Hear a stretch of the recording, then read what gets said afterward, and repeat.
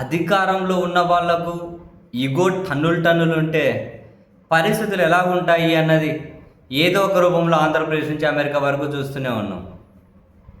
ప్రస్తుతం ఇరాన్ మీద యుద్ధం చేస్తున్న అమెరికా, ఇజ్రాయెల్ వాళ్ళకు ఉన్నటువంటి అహంకారం, బలుపుని ఏ విధంగా ప్రదర్శిస్తూ ఉన్నారో, ప్రపంచాన్ని ఎంత దారుణమైన స్థితిలోకి నెట్టేస్తూ ఉన్నారో, ఎంత బుద్ధి లేని పనులు చేస్తూ ఉన్నారో, ఎంత రాక్షసత్వంతో ప్రవర్తిస్తున్నారో మనం చూసాం. అక్కడికి వెళ్ళి ఆ సుప్రీం లీడర్ని చంపేయడమే వీళ్ళు చేసిన మహా తప్పు. ఆ చంపితే ఒక 10 రోజులు ముగిసిపోతుందని చెప్పి తలకాయ లేకుండా ప్లాన్లు వేసుకొని పోవడం రెండో తప్పు.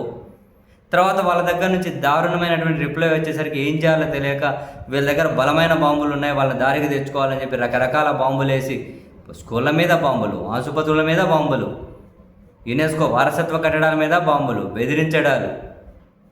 ఇంకా దీన్ని ఈరోజు రాత్రి కంట కని విని ఎరుగని స్థాయిలో ఇరాన్ మీద దాడి చేసేకి వందల యుద్ధ విమానాలు, బాంబులను జారబెట్టబోతూ ఉన్నారట. అది ఒకవైపు అయితే, మరొక వైపు మన దేశ ఆహ్వానం మీద విశాఖపట్నం వచ్చినటువంటి నౌక నిరాయుధీకరణలతో ఉన్నారు వాళ్ళు. అది మళ్ళీ వాళ్ళ దేశం పోతూ ఉంది. శ్రీలంక దగ్గర నుంచి వెళ్ళి నేరుగా సబ్మెరైన్తో దాన్ని ముంచేస్తారా? సరే, శ్రీలంక వెళ్ళి 32 మందిని కాపాడారు. ఆ నౌకతో పాటు మరో నౌక 204 మంది ఉన్నారు. అది ఇంజన్ సమస్యలు వచ్చింది. ఆ శ్రీలంక దగ్గర అది ఆగి ఉంది. శ్రీలంక వాళ్ళు ఆ ఇంధన సమస్యలో ఉంటే దాన్ని రెడీ చేయించుకునేకి 204 మంది సిబ్బంది అక్కడ ఆగారు. ఫస్ట్ అమెరికా ముంచేసిన నౌకలు అందరూ చచ్చిపోయారు. 185 మందిలో 32 మిగిలారు.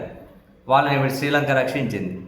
మరో ఇరాన్ నౌక ఇక్కడ నుంచే వెళ్తూ ఉండి ఇంజన్ సమస్య వచ్చింది.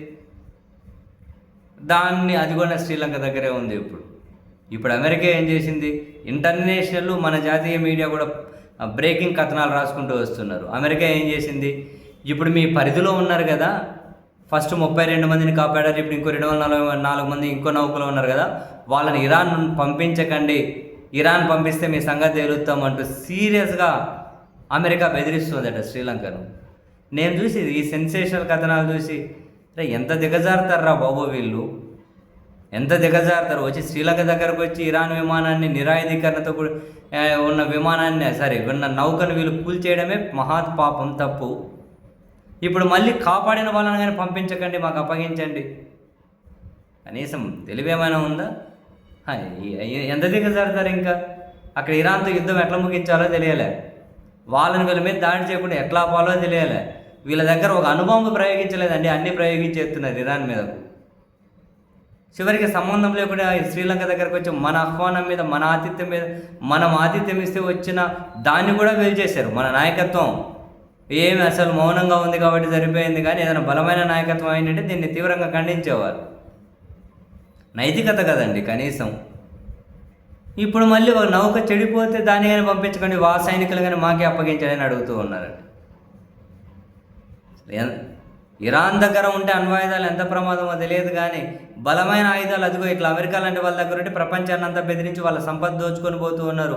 ప్రపంచాన్నంతా కార్పొరేటీకరణ చేసి ప్రపంచాన్నంతా కనుక వాళ్ళ గుప్పెట్లో పెట్టుకొని అందరూ బానిసలుగా తయారవ్వాలని చెప్పి ఈ విధంగా బెదిరించుకుంటూ ఉన్నారు. అది టూ మచ్ అయిపోయింది. ప్రపంచం నాశనం అయిపోతుంది. మన ఇంట్లో, మన కిచెన్లో ఉన్న సిలిండర్ ధరలు కానీ పెరిగిపోతూ ఉన్నాయి. ఇంకెన్ని రకాల ఫేస్ చేయాల్సి ఉంటుందో మనం వీళ్ళ రాక్షసత్వానికి.